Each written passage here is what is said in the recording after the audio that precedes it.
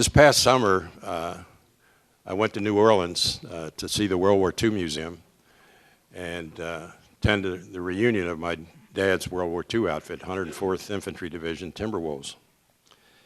And I had the opportunity to meet former Staff Sergeant Robert Randolph Richmond Jr., 92 years old, 2 Bronze Stars, 2 Purple Hearts, French Legion of Honor, French Croix de Guerre, Combat Infantryman's Badge, and just about every other decoration you can think of. But I got to talking to him, and Randy said to me, and I'm gonna quote it, "Sometimes we were frightened, just as all combat soldiers in all our wars have been. We certainly never regarded ourselves as heroes, but looking back on the war years, just to do your duty sometimes was an example of bravery in the face of intense combat actions. We were compelled by duty and the willingness to make sacrifices for our country." Presentations of the flags, the oldest attendees. According to the staff's record on the Army, it is McCurdy, 1920. Put your hand up. February 3rd, 1920.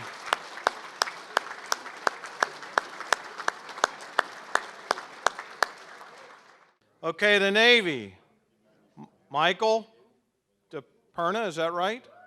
April 12th, 1920.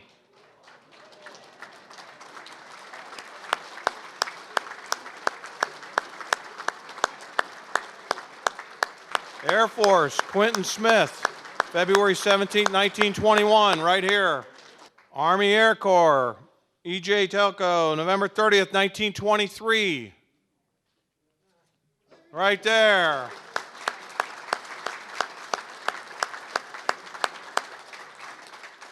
The Marine Corps, Stanley Stewart, July 30th, 1924.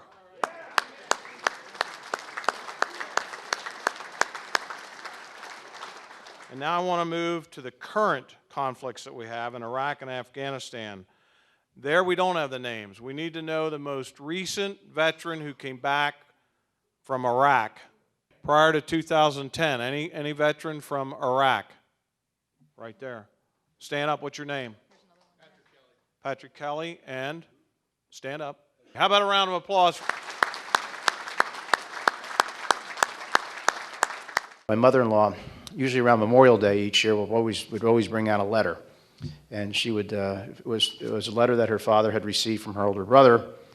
His name was Stuart Pyatt, and he was serving in the First World War.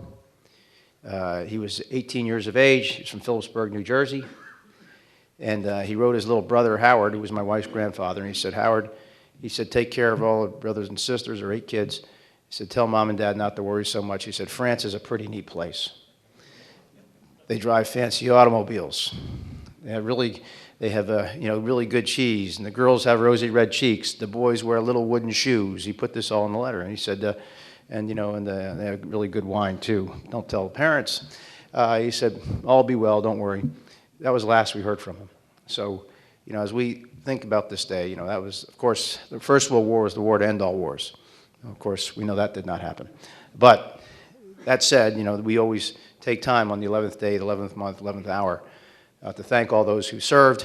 And I know I conflate sometimes Veterans Day and Memorial Day. They're both obviously very special, solemn days for all of us. But again, I just wanted to say thanks to all you for serving. Again, say thanks to my good friend John Payne and his wife Deb for once again putting on an outstanding and superb program. Right here, chair with the flag, the POW flag, draped in black to remember those that are not with us this year, that sat and broke bread last year with us. Ironically, we take a photo of the oldest veterans every year, all the members that got the flags. 2 of those people who were in the picture last year are not here this year.